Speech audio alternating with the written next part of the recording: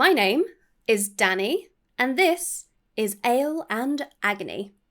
How are we diddly doing? Welcome on in. Let's get cozy and talk about murder. But before we get into today's case, I would like to start off with some thank yous.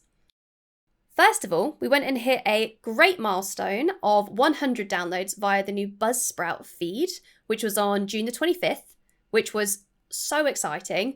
And then we went on to hit 200 downloads exactly 1 month later, which is just so awesome.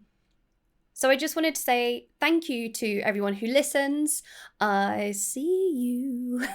We have people listening in from the UK, the USA, Germany, Australia, Sweden, Canada, India, and Brazil. So how wonderful. Thank you so much. Hello. And my second thank you goes out to Henry from Crimology, who very kindly wrote a review when the podcast first aired, and they went to write on another one when the feed was swapped over. So thank you so much. That was so kind because you went and did it twice. Like, you've got more important things to be doing with your time. You could be out there, walking down the street, petting random dogs, but instead you logged in, you submitted another review, and I very much appreciate it. And here is what they had to say. Danny's storytelling is second to none. She really digs into the stories, and I love her attitude towards the sick and twisted people that she discusses. I highly recommend you listen. #bingeworthy. 5 stars. Whey! What a wonderful bean you are, Henry. Thank you. So let's start off with the ale of this week's episode. I am drinking a can of the Draft House India Pale Ale. It's an India Pale Ale, but it says made with American hops. So let's crack that open, shall we?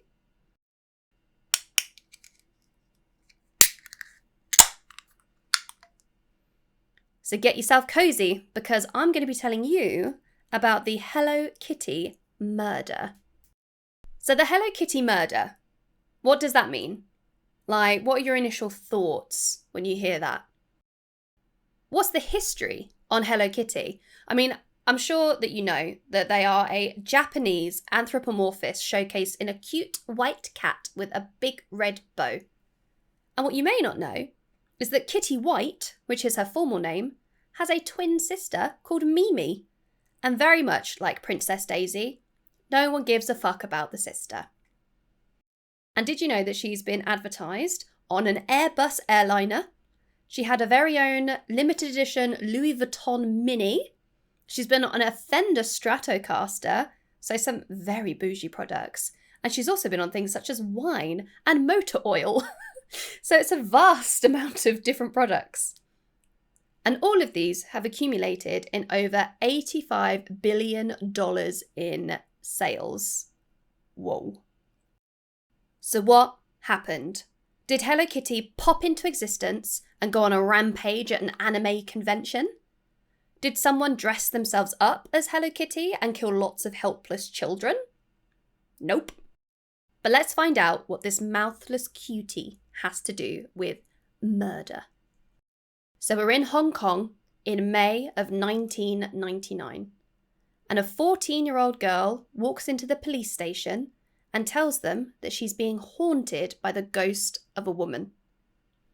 This woman is coming to her in her dreams, and she is having constant nightmares, and she just can't sleep, and she is fucking terrified. The young girl was, of course, dismissed. She is a literal child, and ghost stories are not what the police deal with. But when she tells them that she helped to murder the lady that was haunting her, they started to listen. The ghosts in the girl's dream was that of Fan Man-Yee, who 2 years earlier, in 1997, was working as a hostess. Man-Yee had a shitty life up to this point. She'd been abandoned by her family and became addicted to drugs at a very young age. She then met and married her husband, who was also a severe drug user, and he was also suspected of beating Man-Yee on a regular basis. And this was suspected following multiple neighbour noise complaints of their fights. Man-Yee had given birth to their son a year before in 1996, but she was still heavily using drugs, as was her husband, and to support their addiction and her newborn baby, she turned to sex work, which was at the time heavily managed by the Triad. Now, I've heard of the Triad, but other than bad and potentially racist movies, I don't know very much at all. So here's a quick rundown on the Triad, as some of their alleged members will feature heavily in this case. Hong Kong is one of the founding places of the Chinese Triad, although they are stationed literally all over the world. Wherever you are right now, it's highly likely that the Triad are working right under your nose in your own country. You know that lady who works in accounts? She could be Triad. The Triad is a criminal organisation or secret society, and they make a shit ton of money by engaging in fraud, extortion, money laundering, drug trafficking, and prostitution. And there are countless organisations that cover different areas. And much like other gang cultures, they often make allies and rivals with other Triad gangs. So they're incredibly powerful, incredibly wealthy, and extremely dangerous. So Man-Yee was later taken under the wing of a 34-year-old pimp, drug dealer, and alleged Triad member, Man-Lok. Chan met Man-Yee after he became one of her clients, and then, over time, their relationship blossomed and changed so that he was managing her clients for her. I've heard different versions of this part of the case. Some say that Chan was Man-Yee's managing pimp. Others say that he always remained as one of her clients. Regardless, Chan had a massive apartment and was clearly doing very well for himself, with all that drug dealing and pimping about. He did not like to hide his wealth, he very much liked to flaunt it. He wore designer clothes and large chains around his neck to symbolise his status in society. As we know, pimps take a high cut of their sex workers' earnings. And as we also know, Man-Yee was struggling to support her newborn son, her husband, and their joint drug habit. So, she did a dumb. In a moment of desperation, she stole Chan's wallet, which held 4,000 Hong Kong dollars, which nowadays is about £370. So realistically, not a lot of money. Certainly not enough to tempt me into stealing from a dangerous Triad member. Maybe she didn't look in his wallet when she took it. It was just a grab-and-go situation, and she was hoping for much more. Chan found out that his wallet was missing, and he somehow knew that it was Man-Yee that was responsible. So, she wasn't particularly stealthy, and she didn't wait for an opportune moment. After the moment of madness passed, Man-Yee realised her fatal error and tried to return Chan's wallet, but this time with a total of 14,000 Hong Kong dollars, a tasty extra 10,000 Hong Kong dollars to show her remorse. I don't know where she got this extra money, but realising that, she stole only 4,000 Hong Kong dollars, along with the huge pile of steaming shit that she was now in, she probably begged and borrowed to get the money up to 14,000 as her life literally depended on it. And again, there's two versions of this. One of them is that Man-Yee took the wallet with 4,000 Hong Kong dollars and she gave it back with 14,000 Hong Kong dollars. The other is that she stole the wallet with the money in and that Chan demanded that she would give him back an additional 10,000 Hong Kong dollars and she would work that off for him. So, regardless, Chan did not graciously accept his wallet back and give Man-Yee a slap on the wrist. He instead sent two of his henchmen after her on March 17th, 1999. The two men of choice were 27-year-old Leung Shing-cho and 21-year-old Leung Wao-lun. And they found Man-Yee on the street. And I don't know if they took her to a different apartment because Based on the photos I've seen, it was disgusting. And it's not the plush high-rise that Chan was described as living in, based on the photos I've seen. The apartment that she was taken to, the plaster was coming off on the walls in large places and revealing the red brick underneath. The floor looks like the carpet had been ripped up, the doors were chipped and scuffed, like every inch of the walls were crumbling away. It just looks like a shithole, based on people saying that Chan's apartment was luxurious and super, super nice for a wealthy man. I can't see it, not in these pictures, there's no way. So Chan wanted his money back, and then some. And he was going to force Man-Yee back into sex work until he decided that his debt was repaid. And he was planning to open a one-woman brothel, and Man-Yee was his starring act for his friends, his work acquaintances, and whoever else he wanted. So all three men were very happy with their plan to whore out Man-Yee against her will, and decided to reward themselves by partaking in some lovely meth from Chan's own personal supply. And I got myself all confused and thought that the side effects of meth were very similar to heroin, and that you just go into a sleepy dream-like state. And how fucking wrong was I? Meth is a potent stimulant that attacks our central nervous system, and it basically just ramps you up to 100 out of 10. So these meth-fueled men went on to beat and rape Man-Yee. And this went on for hours on end and into the next day. And they took it in turns so that each of them could take time to rest and cycle between themselves, and they were just fucking relentless. And this is the beginning of Man-Yee's month-long torture. And this is your warning, because this is going to get graphic. Over the next month, Man-Yee would be strung up by her wrists with electrical cord and beaten with metal bars. She was now past the point of what they considered to be sale-worthy. So Man-Yee was not to be forced into prostitution as Chan had first decided, as he and his buddies were just having far too much fun, and they wanted to keep Man-Yee to themselves. It is said that Chan would force Man-Yee to smile, laugh, and dance with excitement before the beatings.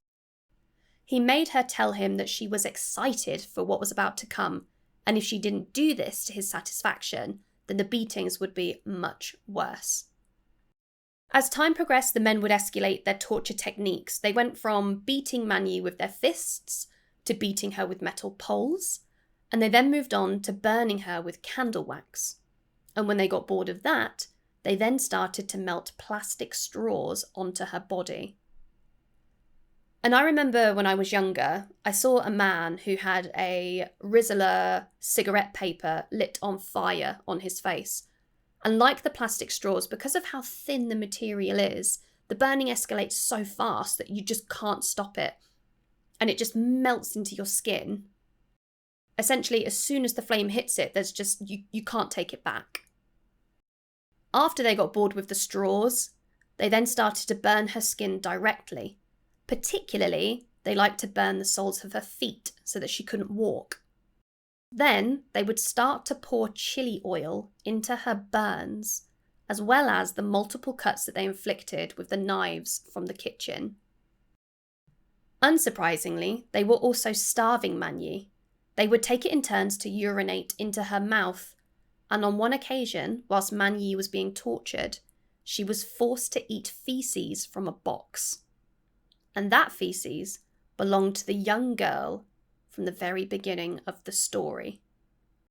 Because of how young the girl is, her name is not officially released to keep her identity hidden.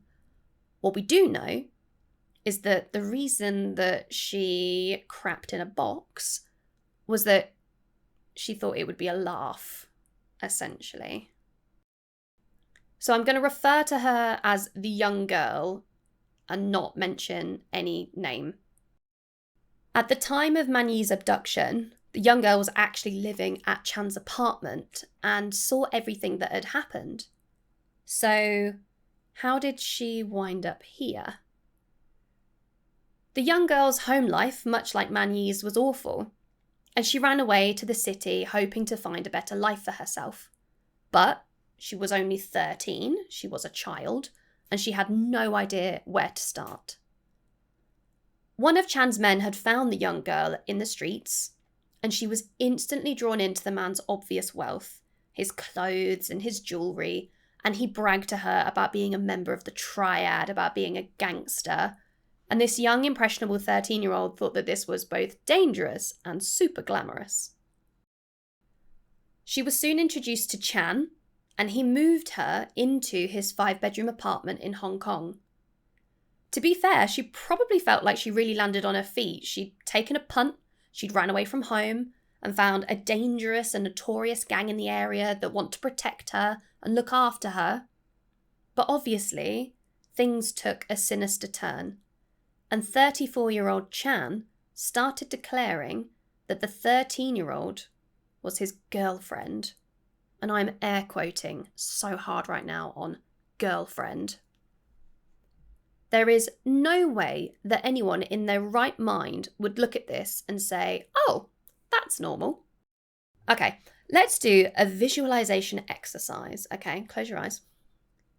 Think of a man that you know in his mid-30s. It could be your brother, maybe a cousin, the guy at work. Okay, so now imagine it's a hot summer's day. You're at a barbecue. You can smell the burgers. You've got a nice cold drink in your hand. And this mid-30-year-old man walks into the garden and he's holding hands with a 13-year-old child and tells everyone that this is his new girlfriend. No. This young girl was being manipulated and sexually assaulted by a predator, and so many articles online refer to her as his girlfriend. And people in Reddit threads are saying, oh, his girlfriend is just as bad because she took part in it. She is a literal fucking child. And you know what else would be super appealing to a young 13-year-old girl? If the man who owned the luxurious apartment also had an obsession with Hello Kitty. Yes, 34-year-old triad member Chan had a very distinctive Hello Kitty aesthetic in his large, luxurious apartment. And that contained dolls, curtains, bedding, and tableware. All alongside this, he had his meth and pornography just all over the shop, and it's the perfect place to groom a 13-year-old child. So it's now April of 1999, and it's been a month into Man-Yee's torture. The young girl and the 3 men went out to get something to eat, and they locked Man-Yee in the bathroom, as they always did when they left the apartment, because obviously they don't want her to escape. I don't know if she could with, burnt feet, but Mary Vincent crawled all the way up a cliff face with no arms, so fuck knows, you could do anything. A beaten woman will do anything. When they returned, the young girl found Man-Yee dead. A full month of starving, beatings, rapes, and torture had allowed Man-Yee's body to just break and shut down. And so, they decided the best course of action was to lay Man-Yee in the bathtub, and they started their 10-hour operation to dismember and dispose of her body.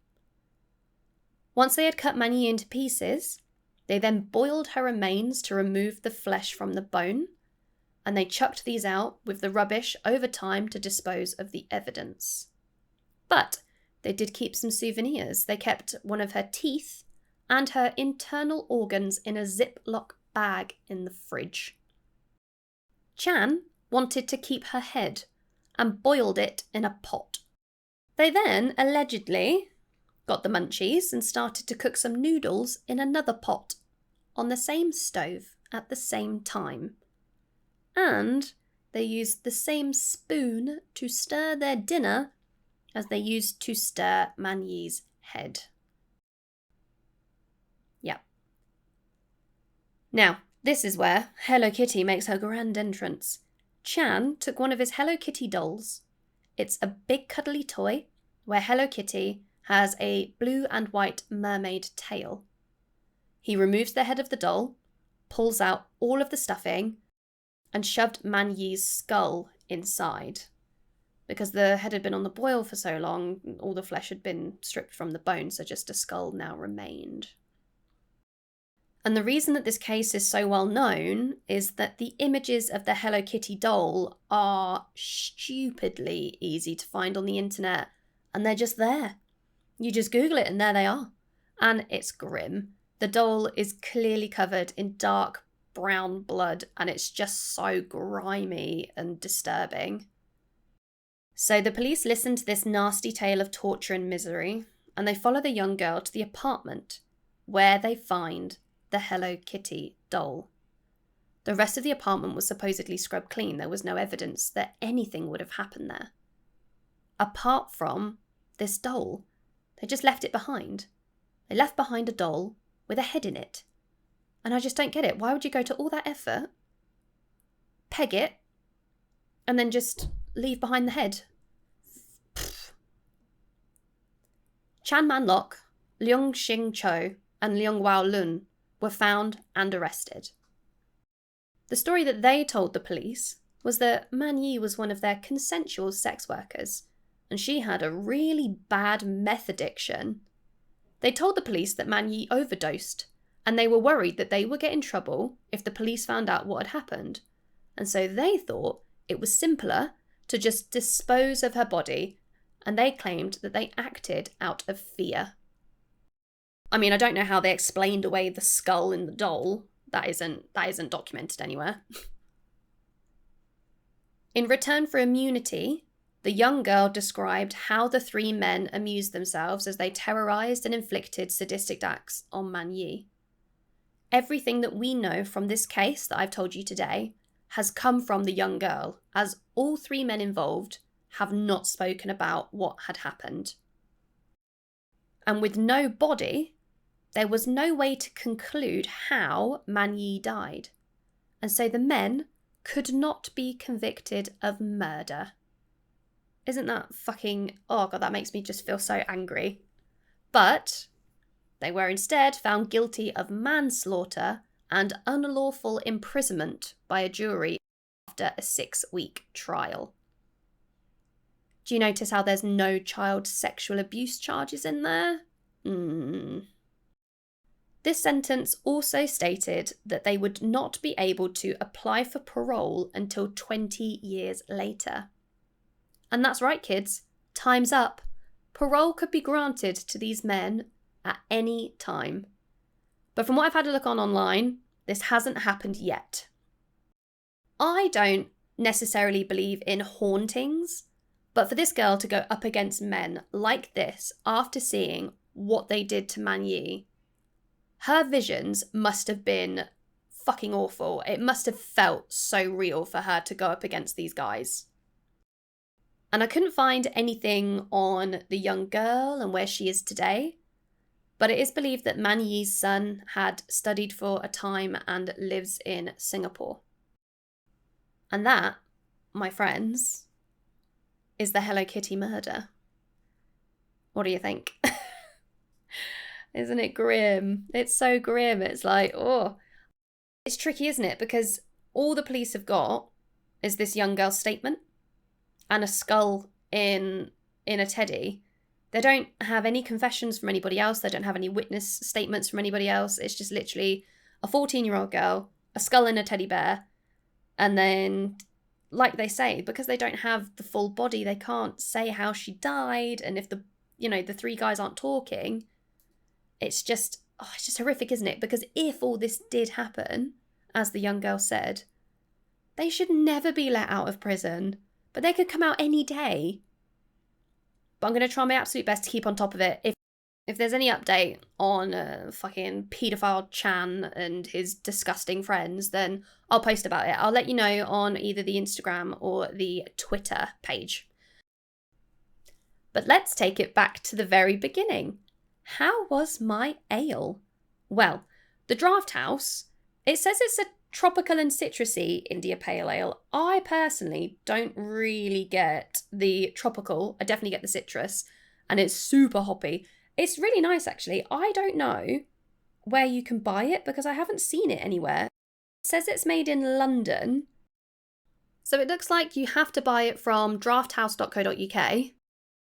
Oh, interestingly, Draft House have like mini bars. They have Draft House bars, similar to what Brewdog do. So that's quite interesting. But it looks like they're mainly around London, unfortunately. But there's quite a lot of them. I can't find where you can buy that particular one online. It is a collaboration done for the Brewdog box for July, which is how I got my hands on it. Like, it's certainly very nice, but I wouldn't say go out of your way, travel to London, go to a bar and try it. But it's certainly nice enough. In this episode's show notes, you will find the link to the case on YouTube that was covered by Eleanor Neale, along with episode 117 of Redhanded, which also covered this case. And you can find updates about new episodes over on Twitter and Instagram. And I will be posting photos of this case over on the Instagram page, including the Hello Kitty doll. So please be warned that graphic images will be included. If you want to support the show and you have some spare cash and you want to throw it at me, then you can find me over on Patreon at patreon.com/Ale and Agony. And I will 100% give you a shout out as soon as you join. And the benefit of being part of the Patreon is that you get added to our close friends list on Instagram. So you get a few sneak peeks. I also post updates on there. And you get access to some cheeky bonus content and mini episodes from time to time. All for the bargain price of only £3 per month. I would, of course, be super grateful for any feedback. Come and join in the discussion on Twitter and Instagram. And if you would like to leave a review on Apple Podcast, I would really appreciate it because those genuinely help to bump me up the list of recommendations to people when they have a look for a true crime podcast. Thank you so much for spending this time with me. And well done on getting through to the end. This one was pretty graphic. And I hope to catch you on the next episode. Goodbye, my friends.